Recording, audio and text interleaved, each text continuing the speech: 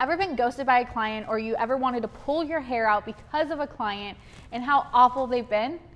There are 7 types of clients that you should consider firing, and we're gonna go over them all today, so stay tuned.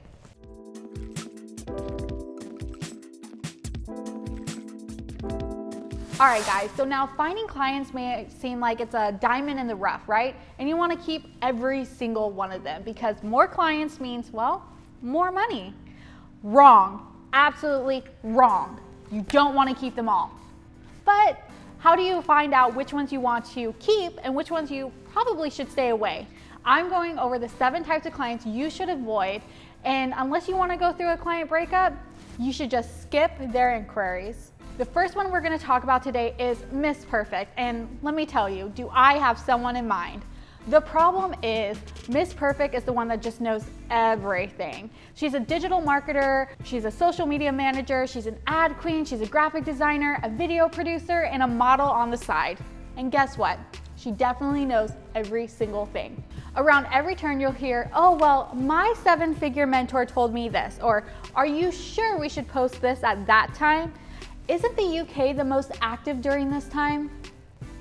And while all of that might sound like she knows what she wants, honestly, she will not let you do your job where you're the expert at. You'll just get hired just to be told what to do around every corner.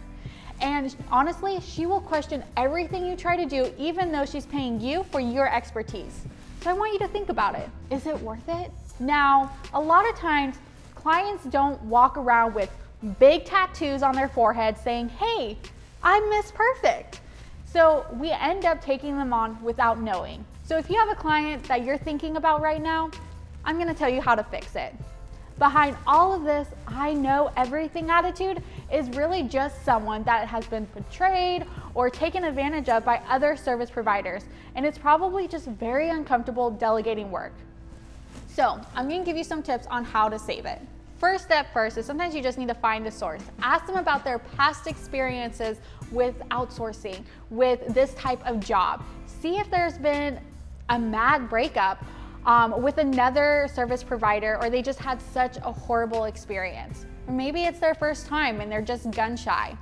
If you can figure out why there's so much distress, you can usually come up with a remedy on how to put their mind at ease. The next tip is letting her join the team, letting her get in behind the scenes. Miss Perfect enjoys doing things herself, right? So make her seem like she's a part of the team. You don't have to give her tasks to do, but give her 1 or 2 options. Ask about the situation and make her feel like she's controlling the situation without actually giving control. Next step is protect yourself. Make sure your contract is very clear about the number of revisions so Miss Perfect doesn't have you design number 33 final.psd on just the first graphic of 10. And next step, which is probably my favorite when it comes to this type of client, is communicating wins. Make them feel excited for outsourcing to you and feeling like every single day you're doing so much more for them. Show her results of the work that she didn't have any input on. She will slowly begin trusting you and your judgment. The next crazy client that you may find yourself in is with Mr. Entitled. The problem, this guy. He thinks he's entitled to all of your time, regardless if he's paying for it or not. He has an inflated ego and he thinks he's the sole reason you're afloat, that you can't operate your business without him, and he'll try and take advantage of you. He'll request absolutely absurd and near impossible requests. Things like, if we could get to 10K followers this week, that would be ideal. Excuse you, what? I don't know how good you are, but if you are not able to just get through to this guy, tell him and show him that you have a business to run, then honestly, you should just definitely cut your ties and consider firing this client. So the thing with this guy is that he's probably never been told the way he's acting is the way he's actually acting. Maybe everyone has always let him walk all over them, and you're gonna need to make it clear that he can't get away with that attitude and that you are perfectly comfortable with letting him go. Some tips: crystal clear contract. Make his expectations clear, crystal clear. Meticulously go over your contract to make sure there are no vague terms or verbiage that could be misconstrued. And then on top of all of that, let him know verbally what expectations are. Communication, communication, communication is the final tip here, guys. Make sure that you are open and honest in all of your communication.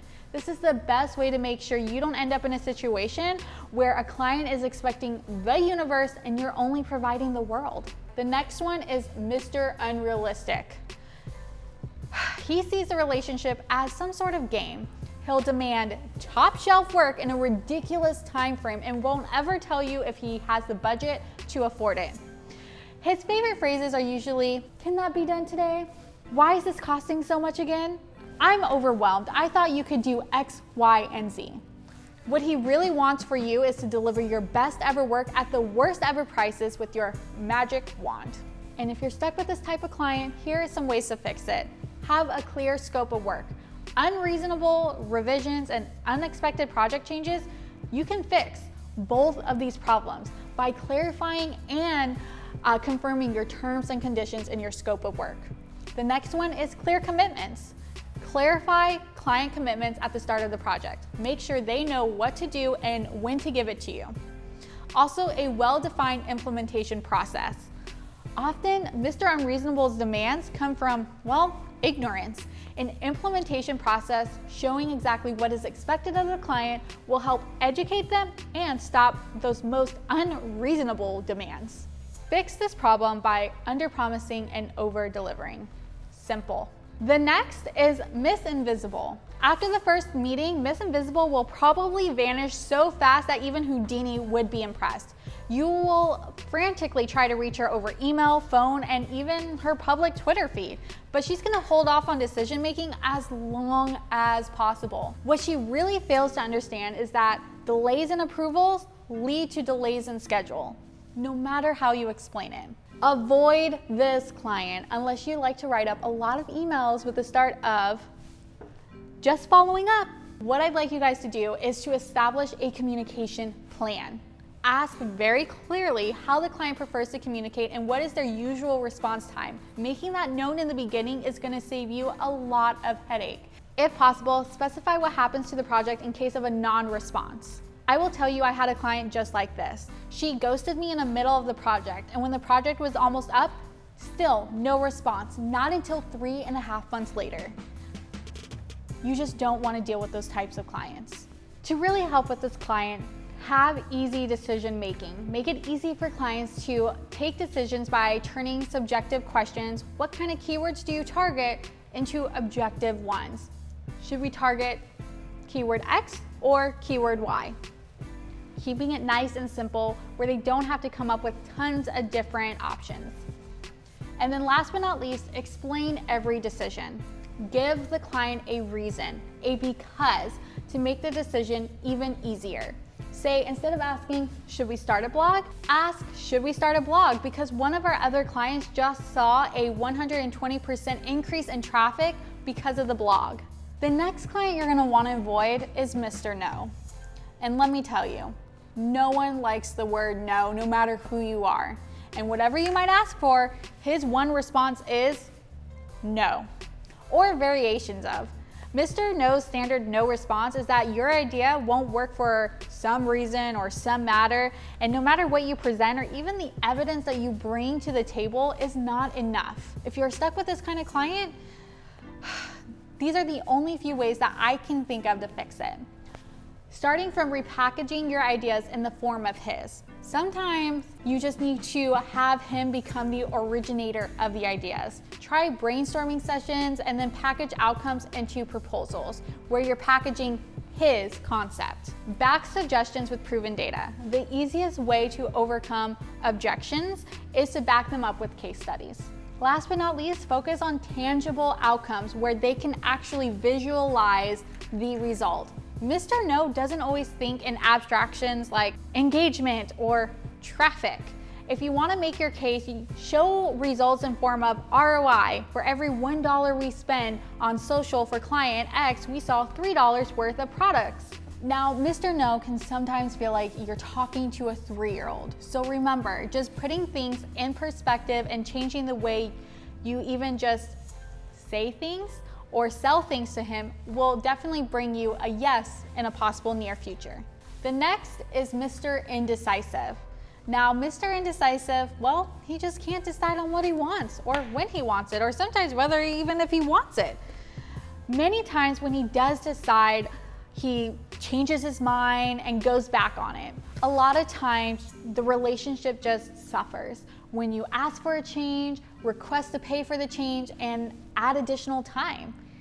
It's too much going on for Mr. Indecisive, and he usually just shuts down. Mr. Indecisive will often take it upon himself to create emergencies. He approves things without really considering, and then when you pass to the point of no return, it becomes an emergency and everyone must drop everything to fix this problem. So how do you fix something like this? Well, you provide with resources to lead them towards an educated decision. That means a lot of hand-holding. Once you get the client on board, direct them to some educational resources on your website or elsewhere. Focus on the basic stuff. You don't want to overwhelm them, just give them the information to make decisions. The next is to show example of proven case studies. Help clients decide by sharing case studies with them so they can actually visualize the outcome. Last but not least, agree on a process before starting. Your initial agreement should outline your process clearly. Include specific deadlines for approval as a prerequisite for meeting project timelines. All right, you guys, and last but not least is Miss Blemish. She's been fired once at least for several of the faults already outlined above, yet she comes back with that promise to clean up her act and start a new contract. Usually we just feel bad for her. Most of Miss Blemish's early emails will start off with one of these words. I'm sorry, you're my last hope. I really, really need help. We know. And unfortunately, pity is not a business decision. She might come back, but she is going to bring all of her old habits with her. Unless you want to go through all the drama of firing her over and over again, avoid her completely at all costs.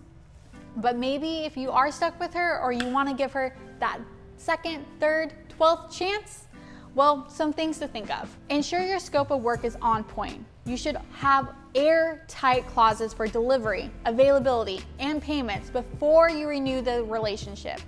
Ensure your contract has a clause to protect you. There should be a clause to terminate the contract if there is a repeat of any past issues. Bring any issues up early before they become problems. This client came back to you because she needs your help. You are there to solve a problem for her. And if she does the same things, you need to fire her one last time.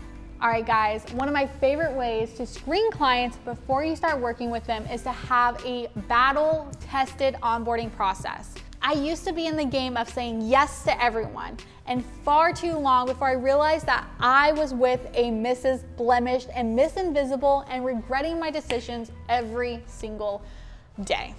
So having a foolproof onboarding checklist, process, workflow, whatever you want to call it, is absolutely essential. If you want to check out mine, I'll link it below in the description. It seriously saved me so much time and so many other VAs headaches.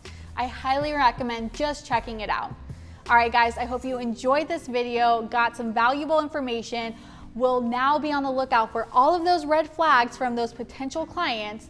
And if you like this video, don't forget to hit the like button, subscribe, smash that notification bell, and I'll see you on the next one.